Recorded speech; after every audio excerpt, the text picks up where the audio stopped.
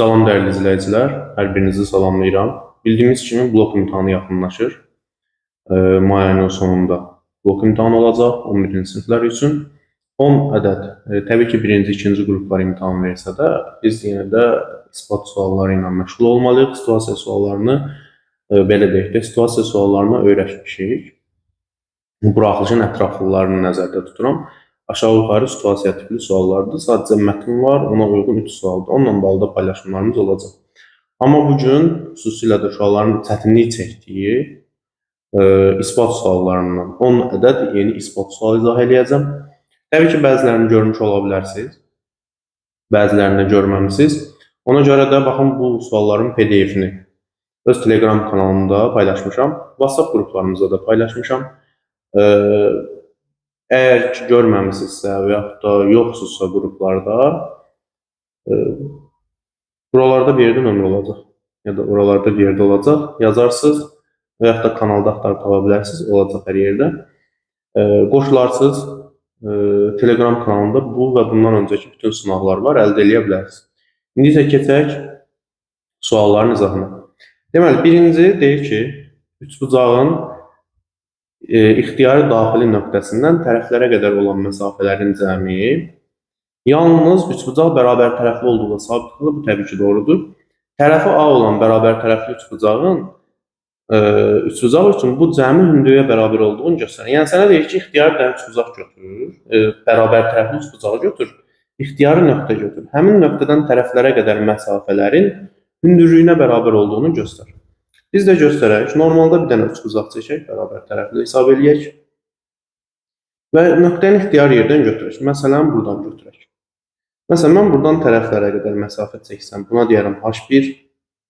Perpendikulyar işarəsini göstərmirəm, hündürlüyü olduğunu, H-dan bildim. Bu olsun H2. Məsələn, üçüncü tərəfə də çəkilən olsun, bu da olsun H3. İndi biz göstərməliyik ki, bu H1, H2, H3-ün cəmi bərabərdir böyük H-a. Yəni, H1 plus H2 plus H3 bərabərdir H. Bunu göstərməliyik. Nə edəcək? Təbii ki, uşaqlar. İndi diqqətlə baxın. Mən bunu fərqli bir hissəyə böləcəm.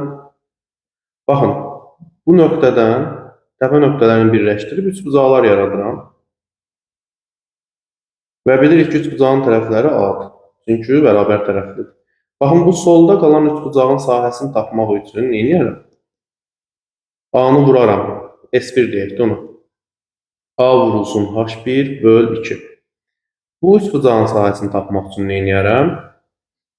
S2 bərabərdir. A vurulsun H3 böl 2. Sıralamamı pozduq. Yox da H2-ni yazaq. H2 aşağı üçbucaq olsun. A vurulsun H2 böl S3-ü də belə yazaq, bu bayaq göstərdiyim üçbucağı üçün. A vurulsun H3 böl 2. İndi, böyük üçbucağın, axı bu sahələrin cəmi bizə böyük üçbucağın sahəsini verir. Onda böyük üçbucağın sahəsini də yazaram. S bərabərdir. Tərəf A-dır, vurulsun H bölünsün 2. Bu S1, S2, S3-ün cəmi S-ə bərabər olmalıdır. A vurulsun H1 böl 2. Üstəgəl A vurulsun H2 böl 2, üstəgəl A vurulsun H3 böl 2 bərabərdir A vurulsun H böl 2. Hər tərəfi 2-yə vursam, 2-lər ixtisar gedər və hər tərəfi də A-ya bölsəm, A-lar da ixtisar gedər. Buradan alınar ki, H1 plus H2 plus H3 bərabərdir H-a. Və salam, bu sualı ispat eləmiş olduq. İndi isə keçək növbəti suala. Belə bir sualdır. ABC müsbət ədədlərdir və hasili 1-dir. Biz göstərməliyik ki, A plus 1 vurulsun, B plus 1 vurulsun, C plus 1 8-dən ya böyükdür, ya da 8-ə bərabərdir. İndi uşaqlar, təbii ki, 3 ədədin hasilidirsə, biz burada həqiqi ədədlər mövzusundan, yəni qoşu bərabərsizliyindən istifadə edəcəyik. Yəni, qoşu bərabərsizlikdə bilirik ki, A plus B böyükdür, bərabər 2 kök altında A, B. Təbii ki, AB müsbət olmaq şərti ilə. İndi biz bunu gətirəcək. A-nın yerində elə A qalsın, B-nin yerinə də 1 yazarıq. O zaman belə olacaq. A plus 1 böyük bərabərdir. 2 kök altında A vurulsun 1, yəni A-dır. Eyni qaydada B plus 1 böyük bərabərdir. 2 kök altında B vurulsun 1, yəni B. Eyni qaydada üçüncündə c plus 1 böyük bərabərdir 2 vurulsun kök altında c vur 1, yəni c. Və mən bunun üçünü də tərəf-tərəfə vuraram. Bərabərsizliyin bilirik ki, belə bir xassəsi var. İstifadə edə bilərik. A plus 1 vurulsun b plus 1 vurulsun c plus 1. Böyük bərabərdir. Sağ tərəfi vuranda 2-ni 2-yə 4, bir dənə də 2. 8. Kök altında A, B, C. Şərtə görə də kök altında A, B, C 1 olduğu üçün bunu elə silirəm. Bizə lazım olan ifadəni aldım. İndi bizə deyir ki, bu 8-dən böyük bərabərdir. Nə zaman bəs 8-ə bərabər olur? Uşaqlar, A-da 1 olarsa, B-də 1 olarsa, C-də 1 olarsa, 3-ü də 1 olarsa, həqiqətən də hasıl 8 olar. Qalan istənilən halda kəsirdə olsa, birdən kiçik də olsa, birdən böyük də olsa, fərq eləmir. Hər zaman 8-dən böyük olacaq. Və sonra bu sualı da ispat eləmiş olduq. Bu sual böyük ehtimalla mənə tanış gəlir. Yəqin ki, topluluqda var. Gəldik 3-cü sualımıza. Deyir ki, ABC kvadratının daxilində elə bir M nöqtəsi götürülür ki, M nöqtəsini elə götürüblər ki, MAB üçbucağa bərabər tərəflidir. Baxın, indi həmin kvadratı buradan çəkirəm. Kifayət qədər asan sualdır. Məsələn, baxın, A, B, C, D. Fərz edək ki, istənilən yerdən götürə bilərik, amma oxşarlıq olsun deyə mən M nöqtəsini buradan götürürəm. Və bizə deyir ki, bu AMB bərabər tərəfli üçbucaqdır.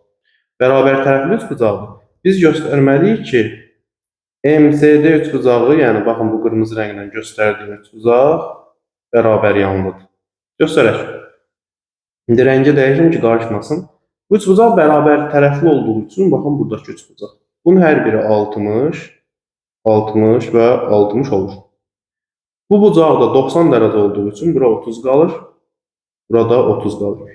İndi biz diqqət eləmədiyimiz bir şey oldu. Axı bu bərabər tərəflidirsə, bütün tərəflər bərabərdir, düzdür?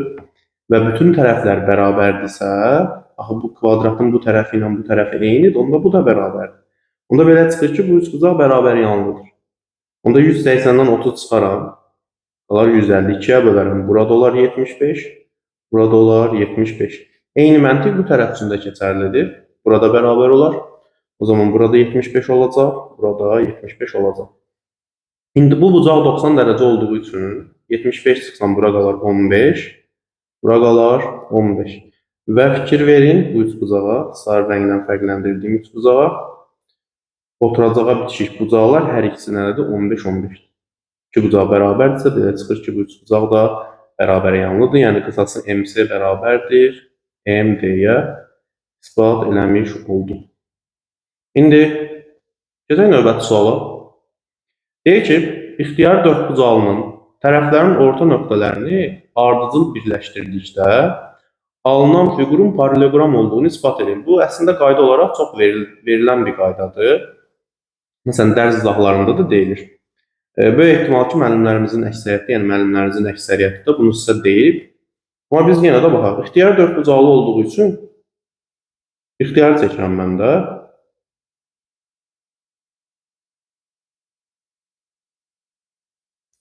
İndi bu biraz trapesiyə oxşadı. Uzadaq. Uşaqlar, burada sizə əslində bir dənə tüyoda verim. İpucuda yəni. İxtiyar dördbucaqlı dediyi üçün sənə haqqın var ki, kvadrat götürəsən və yaxud da düzbucaqlı götürəsən, paralelogramın özünü götürəsən, romb götürəsən. Yəni, bu sualın şərti elədir ki, məsələn, imtihanda düşsə, ixtiyari dördbucaqlı desə və yaxud da ixtiyari üçbucaqlı desə, sənə asan olsun deyə ixtiyari üçbucaqlı dediyi üçün bərabər tərəfli də götürə bilərsən. Yəni, işini asanlaşdıra bilərsən. Amma mən ümumi götürürəm ixtiyari dördbucaqlı üçün. Deyir ki, tərəflərin orta nöqtəsini birləşdirdikdə, baxın bunu. Tərəflərin orta nöqtəsini birləşdirdik. Bu zaman birləşdirəndə alınan fiqur paralelogram olsun. İndi tam çəkmirəm. Baxın, bu dördbucağlının diaqonalını çəkdim. Siz diqqət edin, burada soldakı, daha doğrusu yuxarıdakı üçbucağı. Bu da tərəfin orta nöqtəsidir, bu da tərəfin orta nöqtəsidir. Mən tərəfin orta nöqtəsini birləşdirəndə bu üçbucağın orta xətti olacaqmı? Olacaq. Eyni ilə digər üçbucağa baxın. Bu iki tərəfin ortasını birləşdirəndə bu üçbucağın da orta xətti bu olacaqmı? Olacaq. İndi orta xətt də oturacağa paraleldir. Orta xətt də oturacağa paraleldir. Həndəsən aksiyomlarına görə də e, bir-birinə belə deyək, iki paralel olan düz xətt üçüncüyə də paraleldirsə, belə deyək də, üç düz xətt cüt-cüt paraleldirsə, üç də bir-birinə paraleldir. Onda belə çıxır ki, bu düz xətt də paraleldir. Bunu göstərmiş olduq. İndi bunu silirəm, o iki düz xətti saxlayıram. Keçirəm məsələn digər diaqonalını çəkirəm, fikir verin. İndi bu dəfə soldakı üçbucağa baxın. Soldakı üçbucağında orta nöqtələrini birləşdirsəm, burada yaranan bu parça olacaq orta xətt. Bu üçbucağın orta xətti. Onda belə çıxır ki, buna paralel olacaq. Eyni məntiqlə bunu da birləşdirsəm, bu da orta xətt olduğu üçün sağ tərəfdəki üçbucaqda buna paralel olacaq və eyni məntiqlə bu ikisi də bir-birinə paralel olacaq. Oradakını sildim. İndi biz də paralelogramın tərifinə görə qarşı tərəfləri paralel olan dördbucaqlıya paralelogram demişdik. Bu tərəf bura paraleldir. Bu tərəf də bura paraleldir.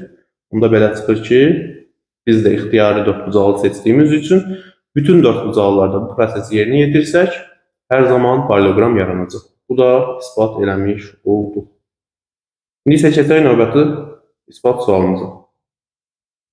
Deməli, ispat sualı belədir. Silindrin daxilinə çəkilmiş kürənin səthinin sahəsinin silindrin tam səthinin sahəsinə nisbətinin 3:2 olduğunu göstərməliyik.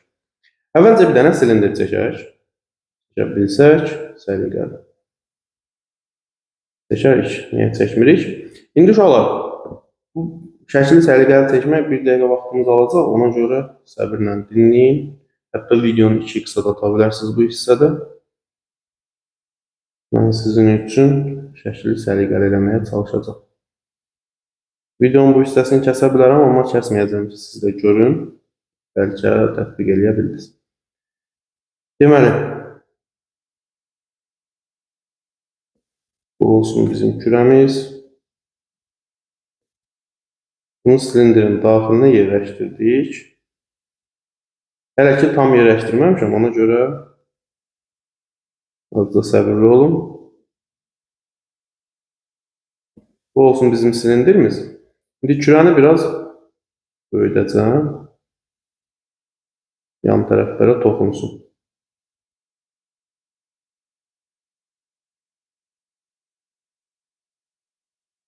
Fərz eləyək ki, uşaqlar, baxın, belə bir silindrin daxilinə kürə çəkmişik.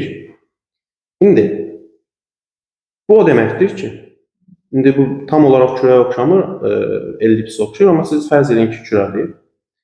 Bu yuxarıdan aşağıya toxunduğu üçün bunun diametri 2r, bunun hündürlüyünə bərabər olacaq 2r. Eyni məntiq bu tərəf üçün də keçərlidir deyə, onda belə çıxır ki, bunun radiusu, kürənin radiusu ilə silindrin oturacağının radiusu eynidir. İndi biz diqqətlə bax. Kürənin tam səthini nəzərdə tutacağım. Kürənin tam səthi S, kürənin səthi də belə deyək. S bərabərdir 4pi r kvadrat. Bunu bilirsiniz. İndi gəlirik buna uyğun silindrin tam səthini tapaq. Silindrin tam səthi isə belədir. S tam bərabərdir 2pi rh. Yəni yan səthi üzərinə gəlib 2 dənə oturacaq. 2pi r kvadrat. Axı bunun hündürlüyü də 2r'dir. Gətirib burada hündürlüyün yerinə 2r yazarım. Çünki h bərabərdir 2r. Olacaq 2pi r vurulsun 2r. Üstə gəl 2pi r kvadrat. Bu olacaq 4pi r kvadrat. Üstə gəl 2pi r kvadrat bərabər olacaq 6pi r kvadrata. Deməli, kürənin səthi oldu 4pi r kvadrat. Silindrin tam səthi oldu 6pi r kvadrat. O zaman biz bunların nisbətinə də baxarıq. 6pi r kvadrat. R kvadratlarla pi'lər gedər. 4-ün altında 2'yi ixtisar eləsəm, olacaq 2/3. Yəni uşaqlar, bizdən də elə soruşurdu ki, göstər ki, 2/3'dür. Biz də nə edirik, göstərdik. İndi isə keçək növbəti. Bir dəqiqə uşaqlar.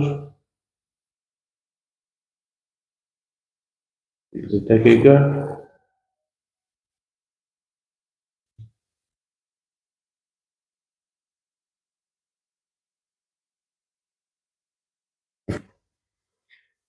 Üzr inşallah bunu düzəltməyəcəm, belə də qalsın. Deməli, müstəvidən kənarda götürülmüş nöqtədən bu müstəviyə iki bərabər mail çəkilir. İspat edin ki, bu maillərin proyeksiyaları da bir-birinə bərabərdir. Əvvəlcə müstəvini götürək.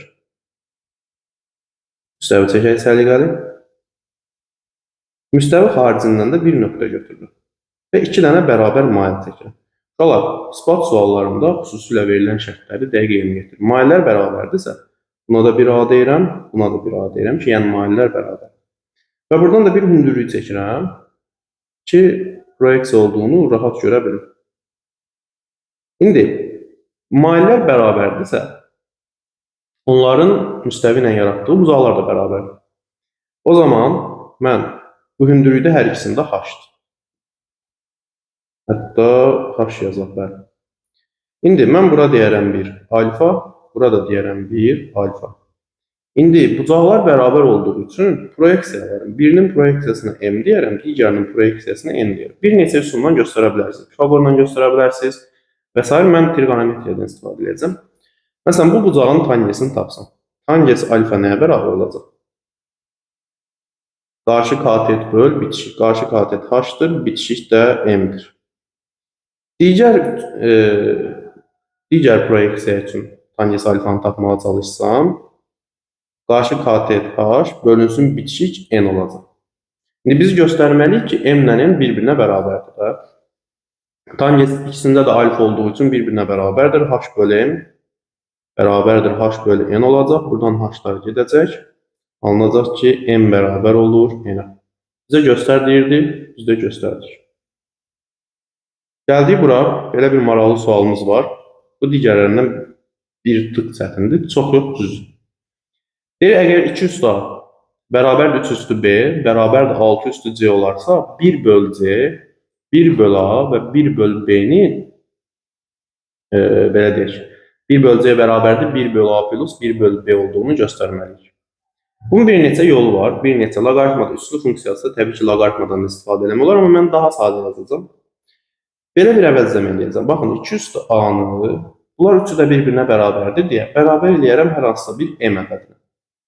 Və hər birini A dərəcədən kökə salsam, bunu A dərəcədən kökə salanda qalacaq 2. Bunu A dərəcədən kökə salanda qalacaq M üstü 1 böl A. Bəlkə bu hissəsini anlamasın, bir də göstərim. Məsələn, mən bunu A dərəcədən qüvvətə yüksəltsəm, bunu da A dərəcədən qüvvətə yüksəltsəm. Burada qalacaq 2 üstü A. Sağ tərəfdə 1 böl A-la A gedəcək, qalacaq M. Yəni, yuxarıdakı bərabərlik doğrudur. Ona görə məncə artıq indi aydın olur. Eyni məntiqlə 3 üstü B-ni də M-ə bərabər eləsəm,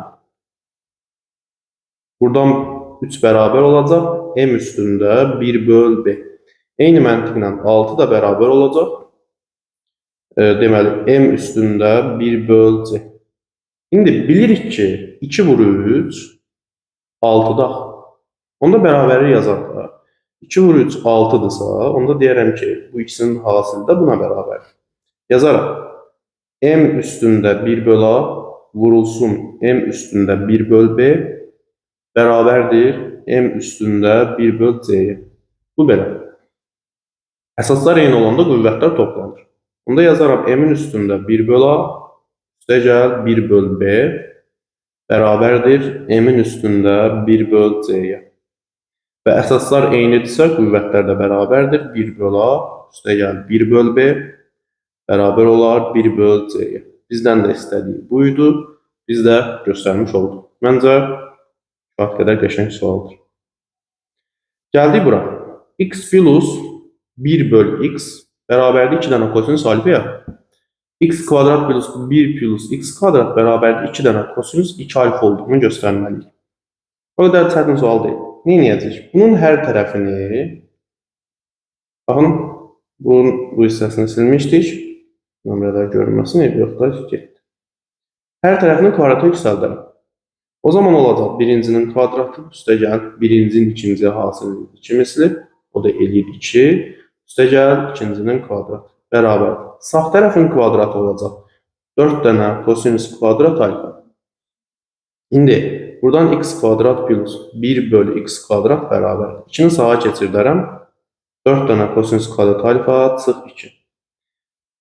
İndi, x kvadrat üstə gəl 1 bölü x kvadrat bərabərdir. Buradan 2-ni qarşıya çıxarsam qalacaq 2 dənə kosinus kvadrat alfa çıx 1. İndi bunu yadda saxlayıram, buradan aşağıdan yazıram. Uşaqlar, bilirsiniz ki, e, kosinüs 2 alfanın açılış düsturlarından biri budur. 2 kosinüs kvadrat alfa çıx 1. Bunun özünü də ayrıca bir ispat sualı kimi verə bilərlər. O ayrı bir mövzudur. Ayrı bir sualdır. İndi onu bura daxil edin. Baxın, bunun yerinə gətirib yazaram kosinüs 2 alfa. O zaman belə olacaq. X kvadrat üstə gəl 1 böl x kvadrat bərabərdir 2 vurulsun kosinüs 2 alfa. Bizə deyirdi bunu göstər. Biz də göstərmiş olduq. Ancaq kifayət qədər imtahan tipli sualdır. Və növbəti vektorlarla bağlı bir ispat sualı. Bu da kifayət qədər yaxşı sualdır. Vektor mövzusunu yaxşı bilmək lazımdır. Sənə deyir ki, daha doğrusu, ya da sənə deyir ki, ya da mənə deyir ki, İspat edin ki, A və B vektorları üçün modulda A plus B vektoru bərabərdir modulda A çıx B vektoru şərti ödənirsə, bu vektorlar perpendikulyardır. İndi biz iki vektorun perpendikulyarlıq şərtini birinci bilməliyik. Fərz eləyək ki, A vektoru perpendikulyardır B vektoruna. Bu zaman nə deyə bilərik? Deyə bilərik ki, buradan alınır ki, A vektoru vurulsun B vektoru bərabərdir 0. Yəni, skalyar hasili 0. İndi biz bu nəticəni alsaq, ispat eləmiş olarıq. Vektorların ən çətin sual tiplərindən biri budur, modullu olanlardır. Bunu hər zaman eləyin. Modulda A plus B-ni siz kök altında A vektoru plus B vektoru, bir dəqiqə bunu səliqəli yazaq, kənardan kvadratı bunun kökün altında yaza bilərsiniz. Çünki köklə ki, kvadrat ixtisar edən modulda qalacaq. Eyni məntiqlə digərini də yazaram. Olar A vektoru çıxılsın B vektorunun kənardan kvadratı. İndi hər iki tərəfin kvadratu yüksəldib, buradan kökləri ataram, canım qurtulsun. Sizin də canınız qurtulsun və sonra müxtəsər modus 4-ü tətbiq edərəm. A vektorunun kvadratı üstə gəl 2 vurulsun, A vektoru vur B vektoru, üstə gəl B vektorunun kvadratı. Bu bərabər. Eyni qaydanın sağ tərəfə də A vektorunun kvadratı çıxılsın 2 A vektoru vur B vektoru, üstə gəl B vektorunun kvadratı. Və aydın məsələdir ki, bu A vektorunun kvadratı ilə bunlar gedər. B vektorunun kvadratı ilə bunlar da gedər. Bunu sol tərəfə geçəndə toplanacaq. Olacaq 4 dənə A vektoru vur B vektoru bərabərdir 0.